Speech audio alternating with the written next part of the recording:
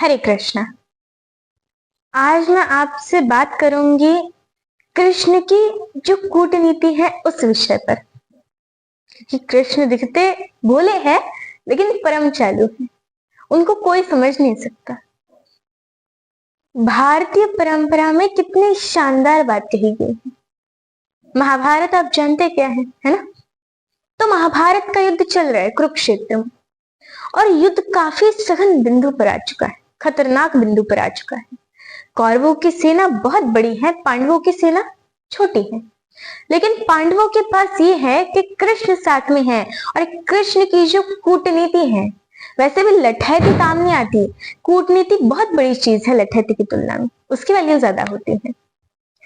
कृष्ण कूटनीति के इतने पुरोधर हैं कि उनके सामने बड़े बड़े जो बलशाली लोग हैं वो चल नहीं पाते हैं।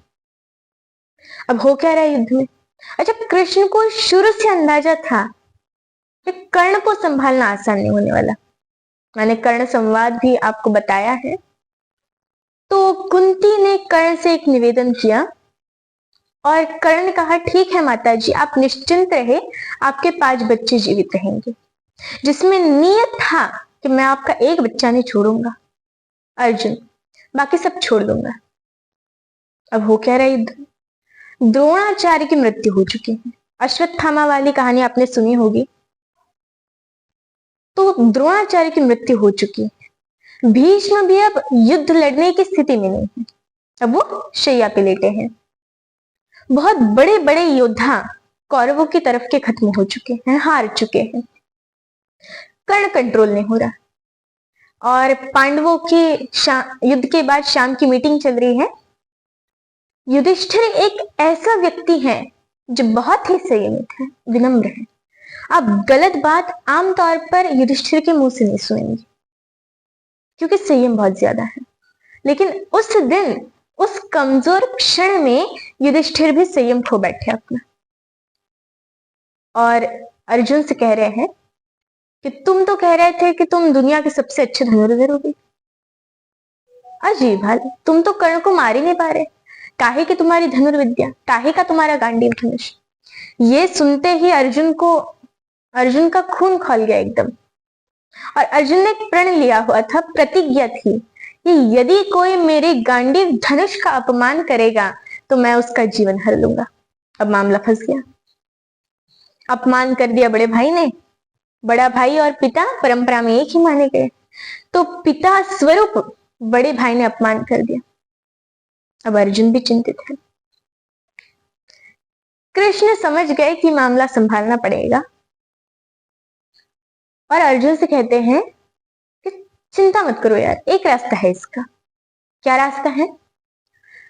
बोले शास्त्रों में कहा गया है कि पिता का अपमान करना और पिता की हत्या करना दोनों बराबर बात है। तो तुम युधिष्ठिर का अपमान कर दो, तुम बड़े भाई के वध के पाप से मुक्त हो जाओगे। उसने कहा यह ठीक रहेगा। अर्जुन ने फिर उसी सभा में जाकर युधिष्ठिर से कहा, आपने जो जुआ खेला उसकी वजह से सब कुछ हो रहा है। आपने ही सारी गड़बड़ की थी। उस दिन आपने पत्नी को दांव पे लगा दिया, राज्य को दांव पे लगा दिया। आपकी वजह से वनवास हम सबको मिला, हम सबका जीना मुश्किल हुआ। ये आप जिम्मेदार है इसके। युधिष्ठिर अवाक देख रहे हैं कि भाई ये क्या बोल रहा है, कैसे बोल रहे हैं।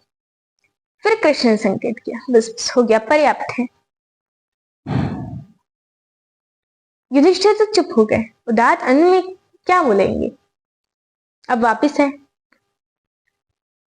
अब अर्जुन की गिल्ट फीलिंग बड़ी खतरनाक है। कृष्ण के पास बैठकर कह रहे हैं, मैं ये झेल नहीं सकता। आपने कहा कि पिता की निंदा करना और पिता की हत्या करना दोनों बराबर बात है। मैंने पिता की निंदा की, यानी कि मैंने पिता की हत्या की, और पिता की हत्या के बाद मैं जीवित रहूं ये संभव नहीं है। मैं तो खुद को खत्म करूंगा। सबने समझाया पर वो अज्ञान ना, और फिर चिता तैयार कर ली। कृष्ण को लगा, बताओ भाई, एक सॉल्यूशन निकाला, ये तो मामला दूसरा फंस गया। कृष्ण ने फिर मामला संभाला। कृष्ण तो मामला संभाल लेते, बैलेंसिंग का काम।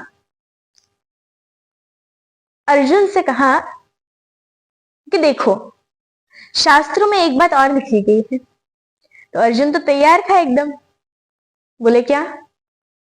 बोले शास्त्रों में लिखा गया है कि आत्म प्रशंसा करना और आत्महत्या करना दोनों बराबर बात है, तो तुम खुद की तारीफ कर लो, आत्महत्या हो जाएगी।